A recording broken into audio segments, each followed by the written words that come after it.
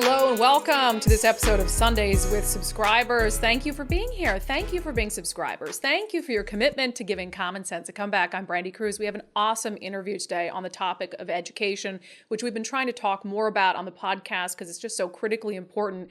Lieve Finna, who's the director of the Center for Education at the Washington Policy Center, is going to join us to talk about a mass exodus of public school students into homeschooling and private schools. No, they try to pretend that it's not happening. They're closing their eyes. They don't want to see. It doesn't seem to concern them because, of course, they got the COVID relief dollars. We got like almost $3 billion in COVID relief funds from the federal government that they just poured into the schools that were losing students. You realize that they were funding empty seats. Now, as this money ends, there's going to be a day of reckoning. And they're, of course, saying we need more money for the schools. That's all they do. They just play these games. Their solution is always more money. So we'll have that interview coming up. She was just great. She's so smart on these issues. And I think what I also appreciate about her is she's looking for solutions. How can we make our public school system better? But also, how can we look to other states that have embraced school choice and find ways to better educate our kids? This is not controversial stuff. So I look forward to bringing that conversation. But I wanted to start today with an update on a story we talked about several times this past week, and that is that atrocious homeless encampment along I-5 that went up in flames last weekend right by Harborview Medical Center. It turns out these were like improvised explosive devices from like rival gang members that started this fire. So really, really crazy stuff. And it just left me thinking, like, how was this allowed to continue? It's a camp on WashDOT property.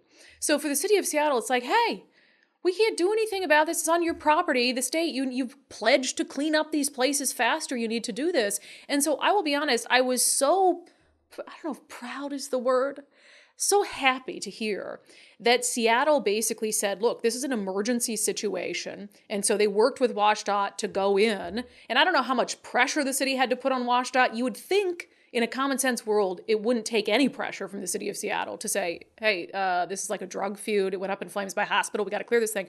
But anyway, they went in, cleared the encampment. Our friend Jonathan Cho has a story.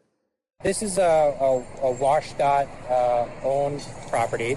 We have worked with WashDOT. We've received emergency authorization to come in here and clear the encampment. You've got a handful of campers remaining, around 7, according to law enforcement.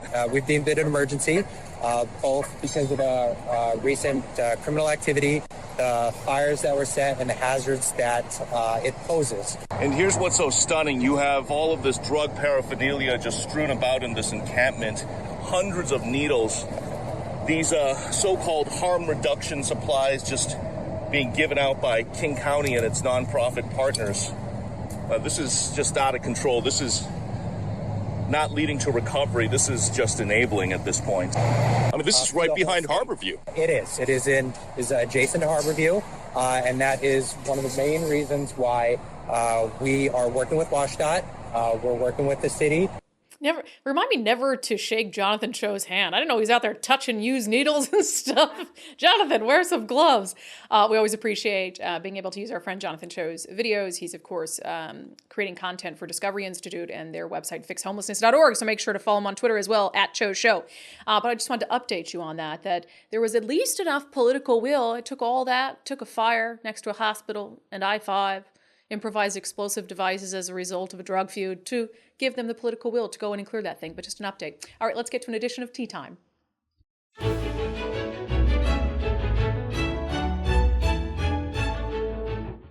Nicole, hello. Hello, Brandi. I like your shirt today. It says, love Jesus thank you. and America, And too. America, too. You have so many of those good shirts. I know. It's amazing. I hope you're going to bust some of those out for Watershed. I just probably look on Instagram too much. I see shirts, and then I either create them similarly or buy them. You make them sometimes? Sort of. What do you mean, sort of? Either you make a shirt or you don't. I find the graphic. Yeah, I can find it in other places. Okay, I don't even want to know. Yeah, I'm sorry I asked. But yes, I did buy a Cricut to make us shirts. Oh. But I can't mass produce like we're gonna for the people. Yeah. But I did so that I can make us cups for your bachelorette party last week. Oh, they were nice. So that's what I'm doing. Okay, I'm sorry. I'm curious to get Crafty Grandma Crispy's opinion on your craft making ability. Favorite story from this past week? So my favorite story, I think I don't know why I like that we had to highlight this, but the Seattle Times writer that was fired and then wrote the Free Press article about being fired. I just think it says a lot about the Seattle Times, and I know we definitely call them out, but not many people do. And the way they flipped on him was so drastic. He wrote this article about Lenin. He tweeted out making a comparison between Lenin and Hitler, and ended up being originally told he was supported and that they had his back, and then within 15 minutes he was fired for bad judgment. His first op-ed, by the way, he'd only worked there for 2 months. I'm kind of, apparently he was assigned this article to write this Dear Fremont, we need to talk about Lenin and your statue of the genocidal tyrant. And I don't know why people keep coming back to this. This statue has been there forever and has an article like this written on it however often. Once a year. At least. And it continues to be given as assignment. I don't even understand that. But yeah, and like to your brand new op-ed person, like, why are you it's just silly. It's all dumb, but I do applaud his bravery for like writing something about like, no, they did a little switcheroo on me. They said, oh, no, we're not going to bend to an angry Twitter mob. And then they bent to the angry Twitter mob. They absolutely lightning quick. The part of his article where he says that he brought his family into town, they thought it was so inclusive and went to the Pride Parade, did all of these things, and they were like so impressed by the city, and then smashed his vision. Yeah. He's instantly. like not so tolerant after all. I think everyone will learn that hard lesson in different ways, is that this is one of the most intolerant cities in America. And the Seattle Times is leading the way. Well, and I encourage them. I said, I would encourage you to rethink that. I think the Seattle Times has an opportunity to be part of the solution in moving us away from this period of overreaction. And who do you want to be? What side of that do you want to be on? Because I think we will move away from this cancel culture period. And I think there's a lot of people who are going to look back at what they did, a lot of companies, and think, wow, that was wrong. The way we handled that was wrong. I would encourage them to apologize and to offer this writer his job back. I don't think he's probably going to want it, but I think they should. I think it could go a long way in setting a good example of like, no, we're going to have grace for people. We're not going to bend to Twitter mobs, and that's absolutely ridiculous.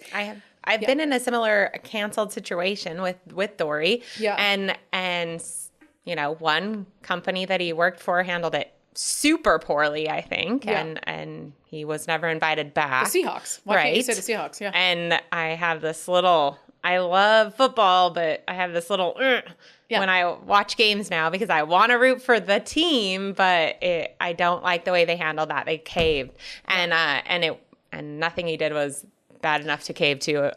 And all he spoke was truth. So he literally said the truth. Yes, exactly. He said that, our state says they believe in science, but they let people change their gender on their birth certificate. Right. That's what got him fired from the Seahawks. It's like, you guys are so dumb. So in hindsight, I hope there's one day where you are deeply mortified and embarrassed for having done that.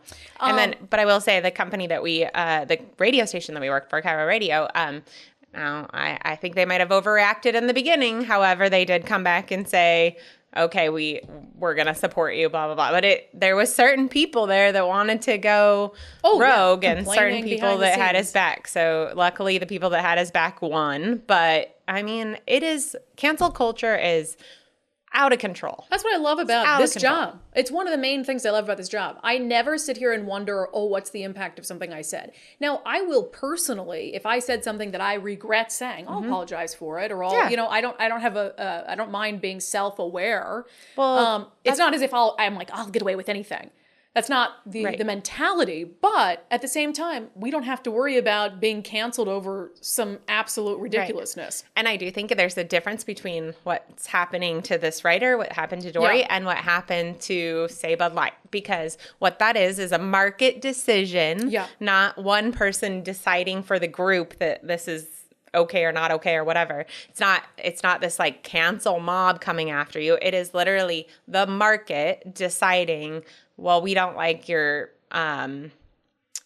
perspective on us or the way you're caving to this or whatever you're doing. And so it's the market deciding, right? So that's different than this cancel culture where you said this, we don't like it, so you're done. Well, and I'm not saying, and we've gone on way too long on this, but I'm not saying that if you're a company and someone does something that is absolutely diametrically opposed to who you are as an organization, yeah, you can fire them. course. But this is not that. This is No. the guy's family was hunted by the Nazis, and you're what, accusing him of being pro-Hitler? It's unbelievably stupid. Anyway, okay, we got a great interview we're going to get to. Thank you for this edition of Tea Time. What was your We've favorite gone story? too long. This is my favorite story. We won't double up. Nicole, I'll see you in comments. Thank Okay. you. This has been our edition of Tea Time.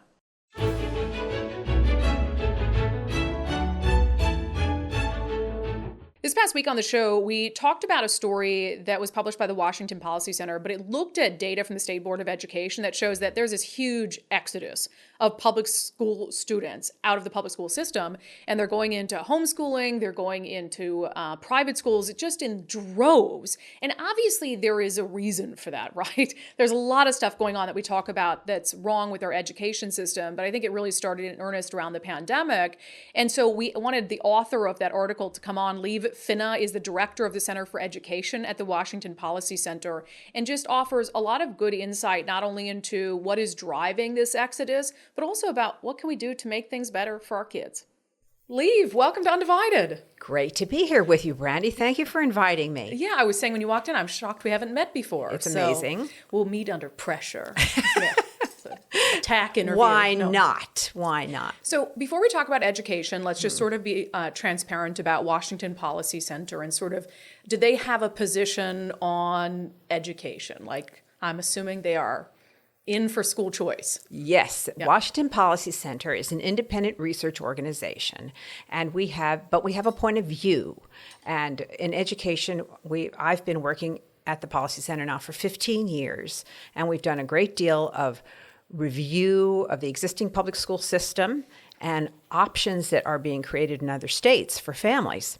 And of course, the whole model is based on the idea that if you have a monopoly system and you don't give families choices and you assign them to schools based on zip code, then you create a structure, a system that is not responsive to the needs of families because they have a guaranteed income stream. The kids are assigned, they're forced to go to the school that they are living close to, and this creates a set of pathologies that are best solved with giving families options. Well, I like talking about how do you solve it, right? Because we complain a lot about the state of our education system, certainly on the show, but it's also important to say, okay, you're complaining about it. What's working elsewhere, as you pointed out, where kids are having better results, families are having better results. So we'll dive into some of that.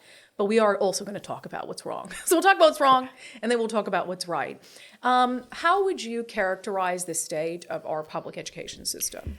Well, I think after COVID, it's shown to be a problem for many families. I mean, COVID was an incredible illustration when the government came in and closed down the schools and then kept them closed longer than they really needed to be to keep the population safe.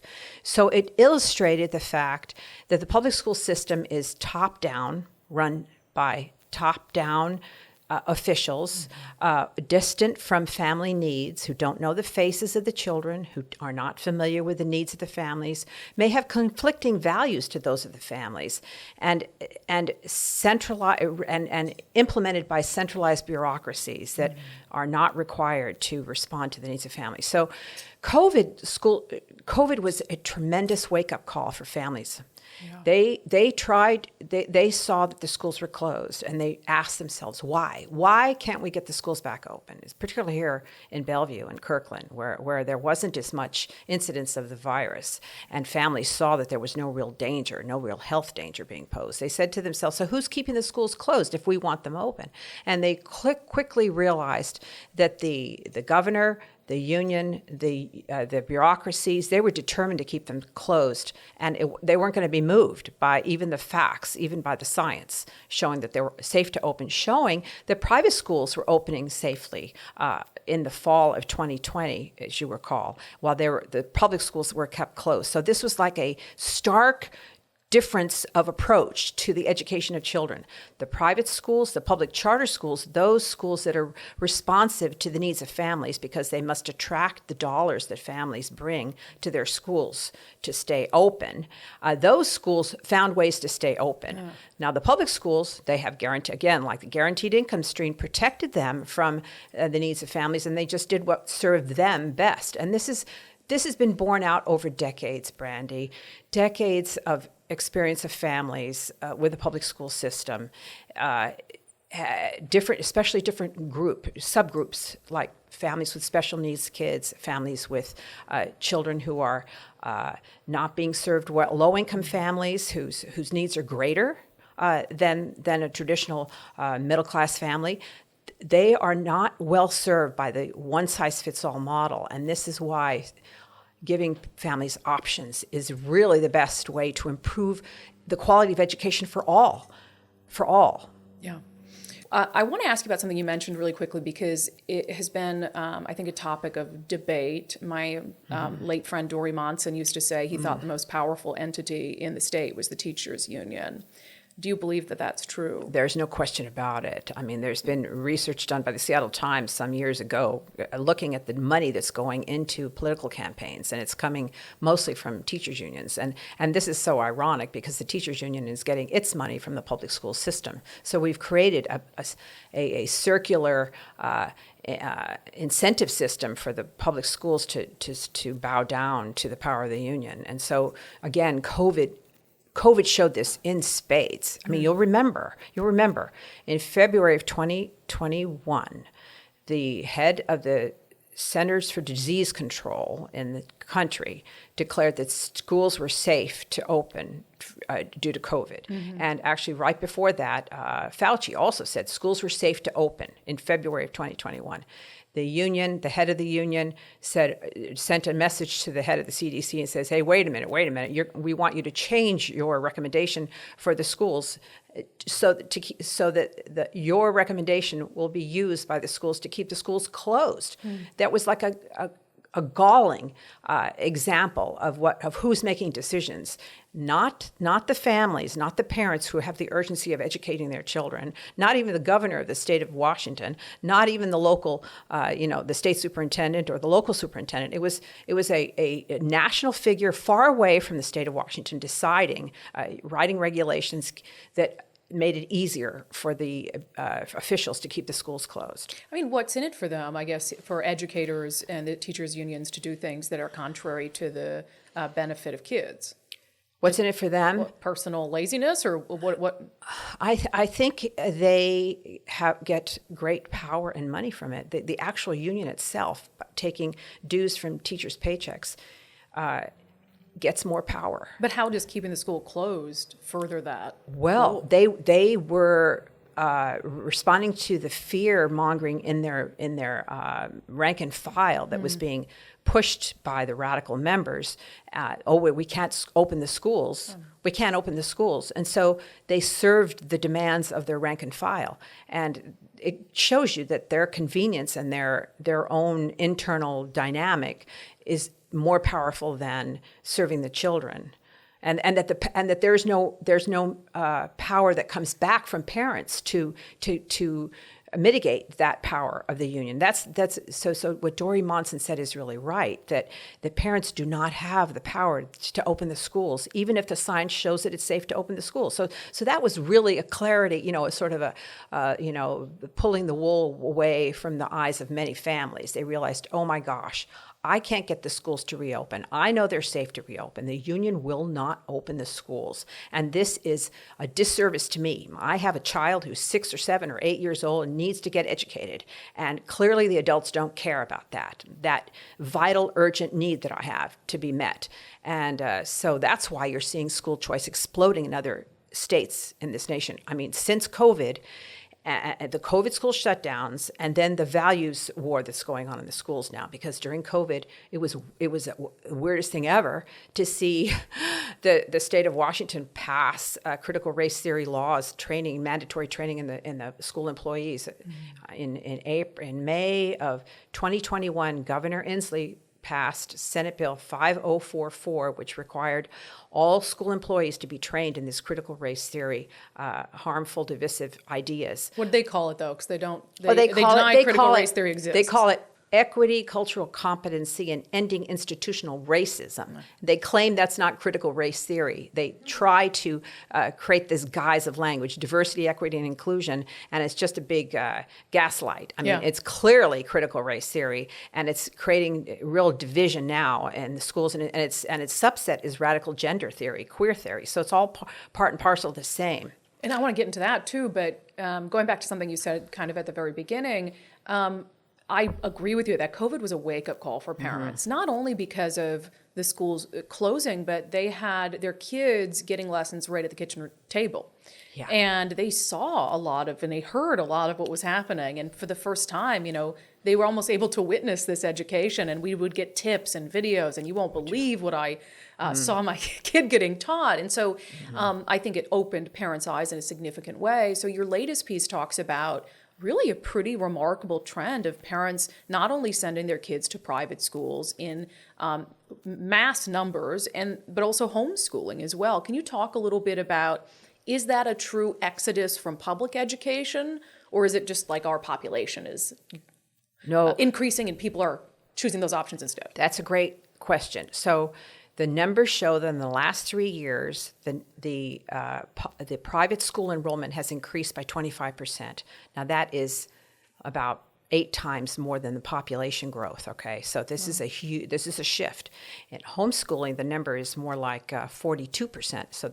So let me just do the actual numbers so people know. Please. So the numbers are in 2019-20. The private school enrollment was about 60,000 students in Washington State. In 3 years, that's grown to 80,000 students. That's a 25% increase. That's 20,000 more students whose families have decided to pay private school tuition, which is not an easy thing to do for many families. Certainly, it's much easier to send your child to a free public school.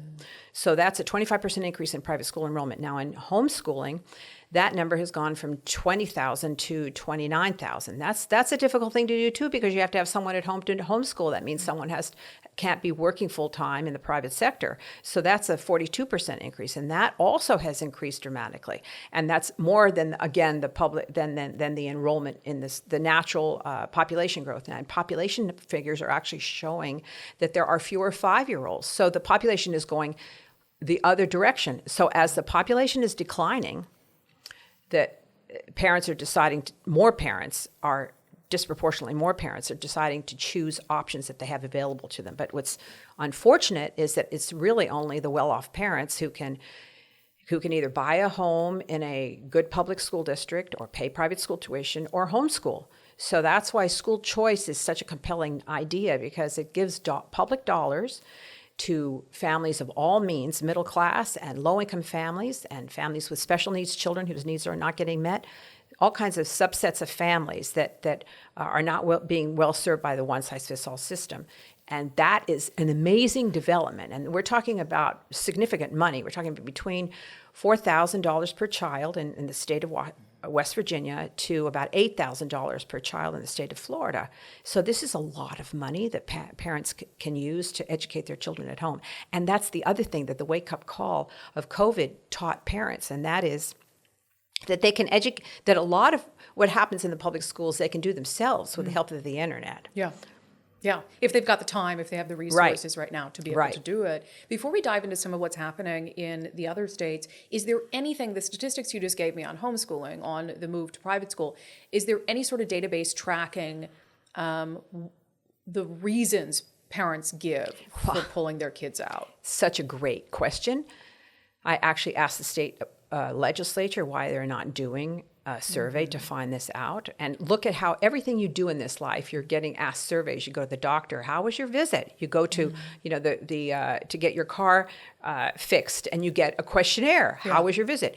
The public schools don't want to know. They do not ask parents why they're leaving. Yeah, well, because they'd get a really bad grade. They don't would. want to see it. They would. Why are they so afraid? Right. I mean, and that's why they're, and so that suggests that they are really afraid of school choice because they're afraid people will leave. Now, if they're confident of the system, of public education, they shouldn't be afraid that people will use public dollars to go to a private school system. And I don't think in many cases, certainly in good school districts, people would take advantage of a school choice program because they are happy with their public school system. But I do think on the margins and in some large urban districts, many families would take advantage of it. And I actually, you know how you always hear this public schools need more dollars. Well, I don't think they need more dollars, not at $19,000 per student on average statewide. They have plenty of money.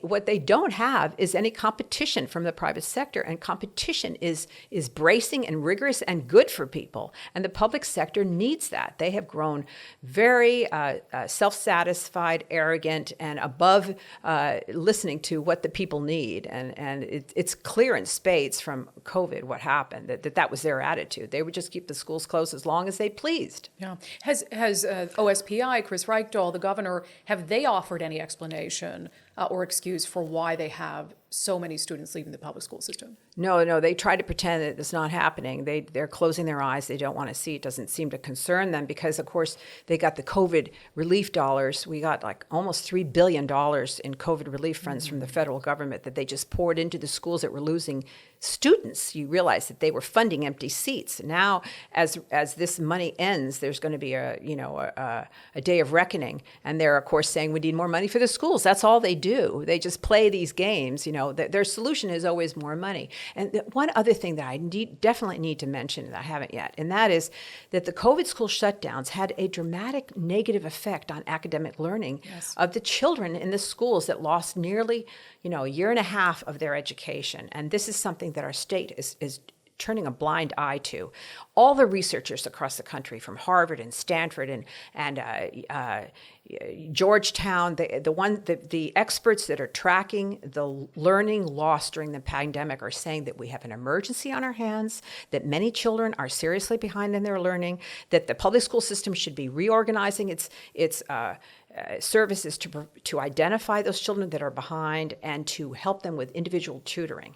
And our state is got money for that from the federal government to do that. And it is not, and the leaders of our state are not calling on the school districts to do that. And I see that as another example of the fact that they don't really care about the quality of education that they're delivering to the students. They will just socially promote these children through, and good luck to them. That's their attitude. Yeah, I wish I could remember who it was, but there was some official during the pandemic when confronted with, what are we going to do with kids falling behind? Their answer was something to the effect of, well, they're all behind. Yes. So at least they're all. Do you remember who that was? Yes, that was the head of the teachers union. Oh gosh. His name is Delaney. It was really something. I mean, it was really something for him to say that. And they're still saying that. That wasn't just back then. They're saying it now.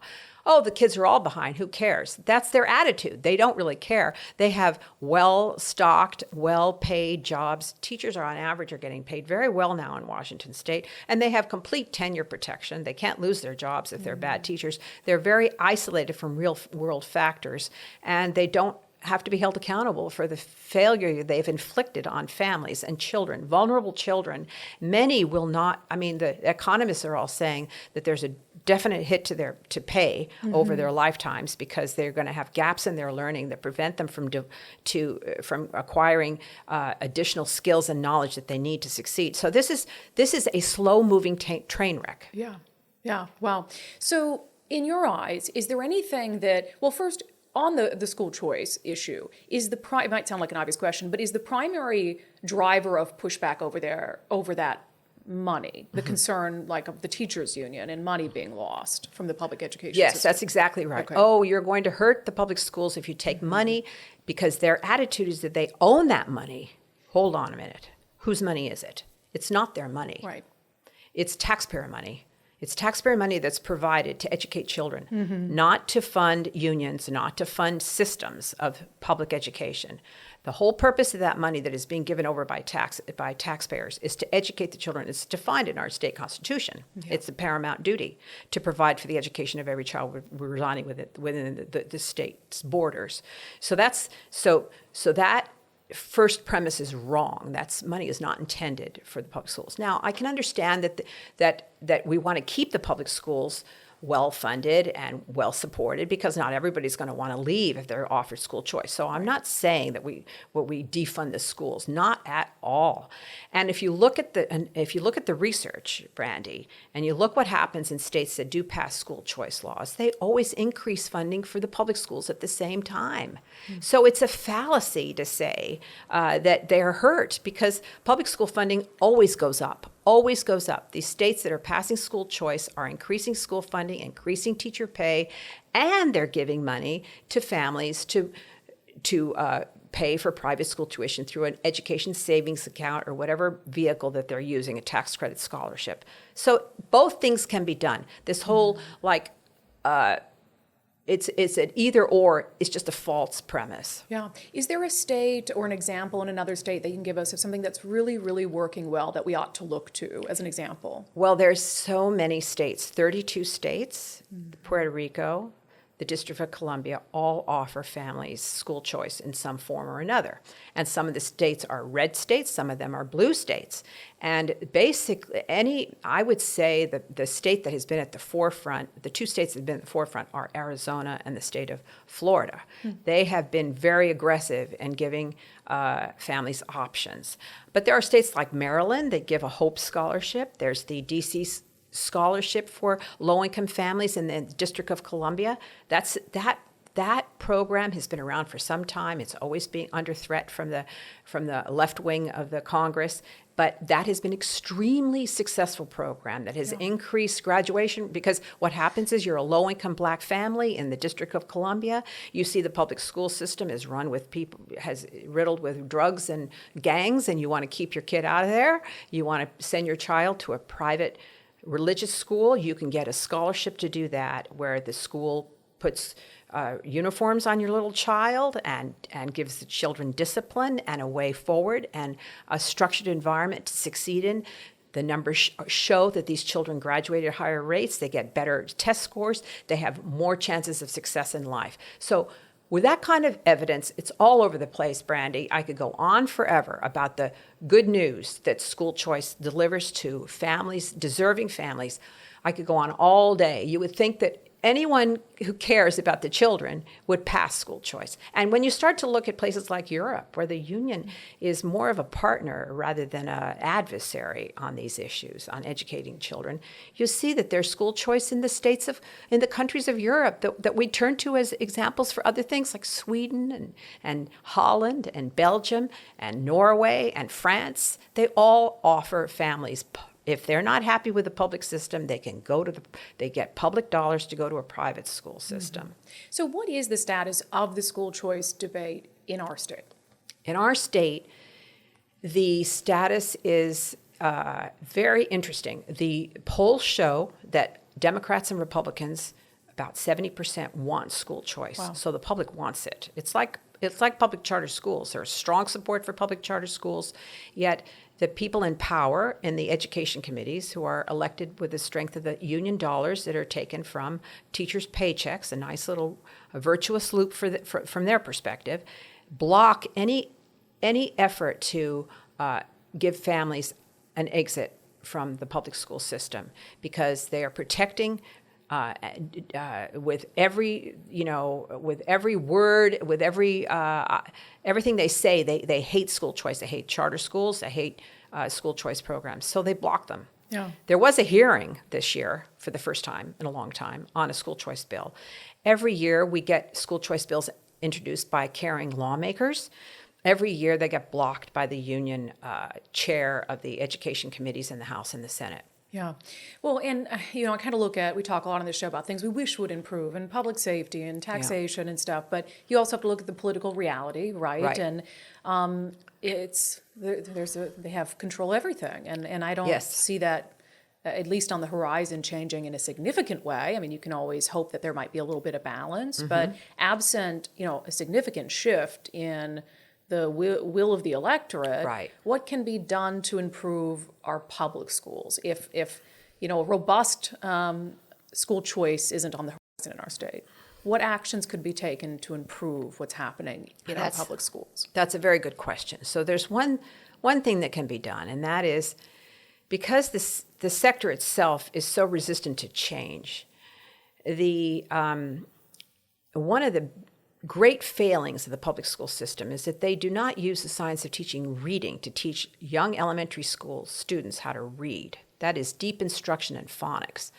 For decades, the schools of education in this state, with one exception, have been teaching the whole language method, which is this sort of cueing and using pictures to guess at the meaning of words, and using very superficial instruction in the sounds of the language. And as a result, we have test scores that are very low in reading.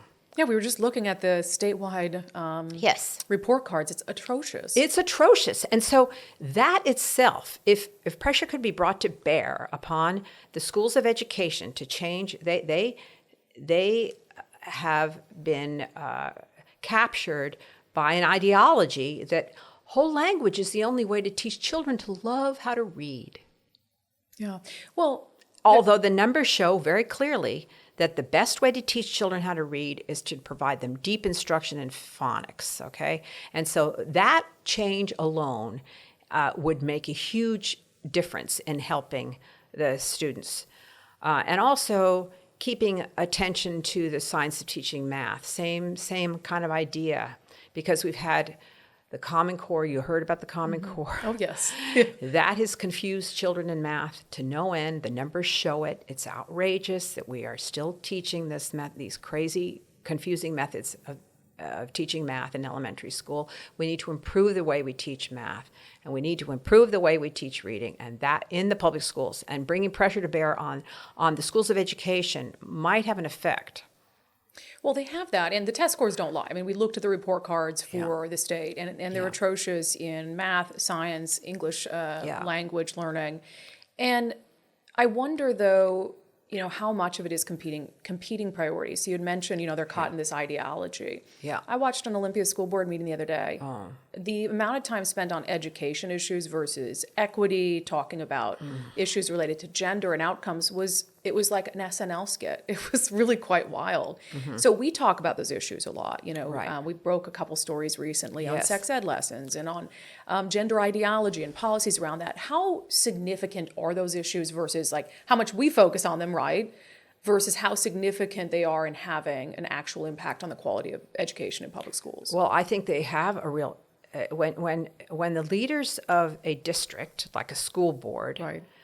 are focusing on something else than academics, you're going to undermine. You're not providing good leadership because you're not focusing on the mission of the organization. Okay, so one thing that happened during COVID was that when we got this $3 billion, the state superintendent, Reichdahl, declared that the top priority for the spending of this money was to put CRT policies in place, critical race theory, radical gender education in place. So the top leader in our state made something other than reading, writing, and arithmetic the top priority when he had been effectuating the keeping of the schools closed. So it seems to me that would be one thing to do, is to really focus on getting leaders who are serious about teaching reading, writing, and math. And they have been distracted. And it's true that this is what's happening in these school districts. They're distracted by this ideology, implementing it. It's a harmful, divisive ideology that is making everyone fight with one another. That does not help educating children. Children are hard to educate. The adults have to be on the same team to do a good job. And now they're all fighting with one another. Yeah, well, and you make a good point. I think it's a good way to bring this kind of full circle is, I think parents are a very powerful part of the voting bloc. And the only way, really, at the end of the day, to change any of this is at the ballot, right? Right. But I know that there are so many parents who are kind of fearful about really speaking out about these issues because you see what they're met with. I mean, there are parents groups who've been labeled a hate group, I know. but It's terrible. And I get it because of, I've experienced it, Oh my right? gosh, But what is your Brandi. message to parents who are really struggling with, gosh, I got an issue with some of this stuff, but I am genuinely fearful to put myself out there and to advocate publicly for my child? My message is that if you don't stand up to the totalitarians, they will take more from you than your children.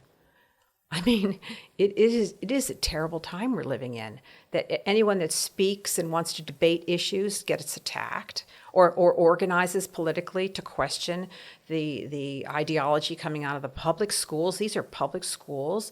They're supposed to respect the pluralistic nature of our society and welcome all people, and not just say these people are preferred and we're going to let them speak and we're going to shout down the other people that are in this room. It's just an incredible state of affairs. I don't know what to say except to say, be brave, talk to your teacher, talk to the teachers, because they're the ones you have the connection with. They're the ones who care about your children. Make connections with the teachers and make your voices known, at least to them. If you're afraid to go to a school board director or meeting, if you're afraid to speak out, which I can understand, talk to the teachers, and make your wishes known, because I think that's very powerful. They can't control all the teachers. They can't control everything that's happening in every classroom. You can make a message known that please do not hurt my child. Protect my child from these bad ideas. Don't hurt my child. Help them get prepared for the world ahead. And I think that's all I can say. Make a human appeal to the teachers in the classrooms. Don't take my child down these dark paths that the state wants you to do. If you see something, don't lie to me don't hide from me what's happening to my child in school. You know that's wrong. Please, I'm trusting you with my precious child. Do not mistreat me and my child in this terrible time that we're in right now. Yeah, it's a tough time for parents, but I think that call to action is the perfect note to end on. It's just encouraging them to feel empowered to advocate for their kid. Lee Finna, you're such an interesting person, and you're so knowledgeable on this issue, so we really appreciate you coming in, and we'd love to have you back. It's great to be here, Brandi. So we appreciate that conversation with Liv, and we will absolutely have her back on because she's so knowledgeable on this issue. And it is important to not just complain about the state of our education system, but to look at and discuss ways that we can make it better for the next generation, because at the end of the day, that should be everyone's goal. All right, let's get to comments that we missed from subscribers throughout the week. All right, we got a lot of good ones today. Some lengthy ones, that's okay. I don't mind a little meat on Sundays. Yeah. All right, on education and the Olympia School District, because we did publish a follow-up op-ed to what's going on with this whole teacher situation, the Jennifer Knight story, which, by the way, we should note. So we published an op-ed about how the Olympia School District is just still refusing to answer the most obvious questions about this teacher that had this secret email communication with their student about their gender identity. Was she investigated? Was there an investigation into it? And if so, was there any corrective action? Mm-mm. And so we did this whole story saying they're just hiding from us, basically. And you got like this kind of, I'll say, snarky response. I thought so. From the spokesperson who's like, I've already answered that. You haven't already answered it. You basically said, like, we're not going to discuss personnel issues. Well, they said, these are the policies. If we believe somebody may have violated them, yes, we'll investigate. Right, but what we're asking is, did she? Yeah. Do you think she violated them? Think? And don't you think that's important for parents to know? It's absolutely ridiculous. It is public school. And again, they are public employees. It's my pet peeve when we pay people to be spokespeople and they hide information from us. It should be illegal. There should be a law against it. It should. And we also were given that somebody sent us a link to a list where you can look and see where teachers have been investigated. Yeah. And she is not on the list. So it appears she was not investigated. Unless it's not updated, right? I don't know how often they update it. And I don't know if that's like official investigations. I don't know what what does it have to rise to? What level does it have to rise to? So I'm not sure. We'd have to vet that. But I know. I'm just saying. Yeah. But our sources at this point are indicating they're not. Right. There's no consequence to it, at least. Well, she's still a teacher at the end of the day. Right. So anyway, Gary Moore says, on public education, this is what I have to say on this matter. Public education, K through 12, is not standard. There also exists no consequences for teachers that choose to deviate from curriculum. That might be the case. The WEA protects the deviants within the union. And we just heard that from Lee Finna, who agrees that that's the most powerful entity in the state. Almost all educators want a child to succeed. The few radical people pretending to be teachers want to change what success is. It is unfortunate the state refuses to oppose these radicals. And I agree. I do think they're radicals. But in the case of Olympia and the Jennifer Knight story, that's based on a policy. The policy at the state level Yep. makes it so that you keep secrets from parents around gender identity. So you're already allowing teachers to keep secrets from parents and engage in secretive relationships. So that's not some radical teacher. No. I mean, that's a teacher maybe taking that policy too far, but that is allowed for under policy. All right. Daniel wrote in response to something Alicia Perkins said on last week's episode of Sundays with Subscribers. She had said that this particular student's back to identifying as a girl and is no longer struggling with mental health issues. Daniel says, it makes me wonder if this ideological push is contributing to the mental health challenges in schools. That line is very telling that this fluid gender theory is a self-inflicted crisis. Policymakers continue to try to push solutions that are comfortable within their ideology rather than taking the risk that maybe their ideology is incorrect. 100%. Yeah, it doesn't make me wonder. That's it contributing to mental health issues. No doubt. It absolutely confirms, and I didn't need her to confirm it. Well, and I would also say, even if you are of the belief that, and I don't know if people can be truly transgender. I don't know if there's something like within your DNA that's like, oh, you actually were born in the wrong body. I don't know everything that this universe holds. Who am I to say? I don't know. I don't But think live how anybody you knows. want to live as an adult. Right. But what I'm saying is, inherently, if you believe, rightly or wrongly, that you were born in the wrong body, that's going to come with mental health issues. Because imagine thinking with every fiber of your being that you're in the wrong body. Right. So yeah, of course it's contributing to mental health issues, 100%. On Florida and CNN, so we did this story. My mom didn't like it, by the way. She didn't like it? Oh my gosh, my mom's like, well, She I'm liked on the phone with her. sharks. She's so nice, but she's like, oh, I liked your show today. I just, I thought you were a little dismissive of that Florida family's plight. And so CNN did this story detailing a Florida family that's fleeing because of DeSantis's policies, and they have a transgender kid. And I said after it, I said, I'm not disputing that that's a story. Correct. But 674,000 people moved to Florida in 2021. It continues to be the fastest growing state by populace. Did you talk to any of them? Did you talk to people fleeing California, like fleeing the crime in California, fleeing the COVID policies? Right. Like, no, you find one family that fits your political agenda and you do this expose with this soft music underneath it. And that's what I was trying to do. So, Mom, I'm sorry I'm disappointing to you, but... And I'm also sorry that you're misinterpreting all the laws by going based on how people phrase anti-gay bill, like all of these things. Like, you're not really listening. Yeah. David said, will CNN do a story on me when I flee to Idaho in tears when I retire because the political climate generally and the current governor specifically makes me flee? Point. We'll do a story, We'll David. do it, yeah. We'll do a story. Okay. David S. said on the Seattle Times writer, which we talked about in Tea Time, leftists have always held a sort of romance with Marx, Lenin, Mao. The Seattle Times is a leftist paper. The Times likely had Mr. Volodsko's back from the lying Twitter mob until a powerful leftist at the Times either had a nerve touched or received a call from another powerful leftist. Elitism in action. It is curious that the same crowd that wants statues of Confederate generals taken down, which I agree with, they were traitors, is willing to abide with the image of a man who enslaved and murdered millions. It seems to me to be an evil the left persists in embracing, or at least turning a blind eye to. And it's so true. If it was a Hitler statue, it would never have been allowed to be put up. People would go tear it down. And as they should. That's weird. Why would you have a statue of Hitler? So why would you have a statue of Lenin? Why would you have a statue of someone, a tyrant who murdered millions of people? It doesn't make any sense to me. But, it's on private property. Who am I to say? Whatever. All right. On homelessness in Seattle, Autumn says, because I was called privileged when I was talking about the homelessness situation in Seattle, Autumn said, you are privileged, but because of that, you are capable of speaking on behalf of the homeless who are being exploited and put in danger on these streets due to progressive policies where we have very little voice for ourselves. Saint Newton said, such a cool name. I want my name to be Saint Newton. Isn't that Kim and Kanye's kid, Saint? Saint? Saint West, right? Yes. Yeah, okay. A tent on a sidewalk is absolutely an obstruction if one is blind. ADA accessibility is a federal law. I believe that decision should be overturned for exactly that reason. So we talked about this week a judge in Seattle saying that the city was being too liberal with its interpretation of, allowing these sweeps on an emergency basis if there's an obstruction. So traditionally they give 72 hours notice, but if they can deem it an obstruction, they can remove it more quickly. And a judge says, well, you're abusing that To which I agree. If a tent's on a sidewalk anywhere, it's an obstruction.